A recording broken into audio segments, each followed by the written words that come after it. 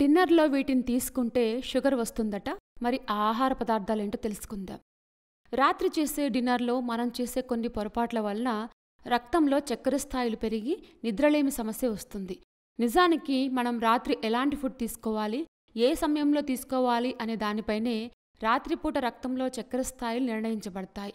రాత్రులు తీసుకునే ఫుడ్ ద్వారా బ్లడ్ షుగర్ లెవెల్స్ కారణంగా డయాబెటీస్ కంట్రోల్లో ఉండదు. కాబట్టి కొన్ని ఫుడ్స్కి దూరంగా ఉండాలి.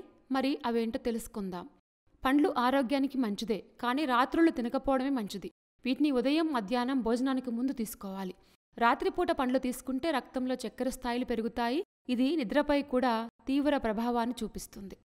అలాగే కార్బోహైడ్రేట్స్ ఎక్కువగా ఉండే ఫుడ్స్, వీటిని మనం ఈజీగా తయారు చేసుకోవచ్చు అనే ఉద్దేశంతో చాలామంది తింటూ ఉంటారు. ఇడ్లీ, దోశలో కార్బోహైడ్రేట్లు, స్టార్చ్ ఎక్కువగా ఉంటుంది. నూడిల్స్, పాస్తా మొదలైన ప్రాసెస్డ్ హై కార్బోహైడ్రేట్ ఫుడ్స్ని తీసుకోకపోవడమే మంచిది. దీనివల్ల రక్తంలో గ్లూకోజ్ స్థాయిలు పెరుగుతాయి. దీంతో షుగర్ వ్యాధిని కంట్రోల్ చేయలేరు, నిద్ర కూడా సరిగా పట్టదు. చాలామంది ఈ తప్పును ఎక్కువగా చేస్తుంటారు. అదేంటంటే రాత్రి డిన్నర్ని లేటుగా చేస్తూ ఉంటారు. ఇది చాలా తప్పు. తిన్న వెంటనే పడుకోకూడదు. మనం రాత్రి డిన్నర్ చేయడానికి, పడుకోవడానికి కనీసం 3 గంటల గ్యాప్ అయినా ఉండాలి. కాబట్టి రాత్రి భోజనం 7 గంటల్లోపే తినడం మంచిదని మనం గుర్తుపెట్టుకోవాలి.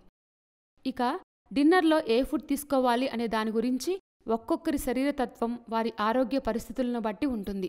దీనికోసం మీరు డైటీషియన్ని కూడా కలిసి వారి సలహా తీసుకోవచ్చు.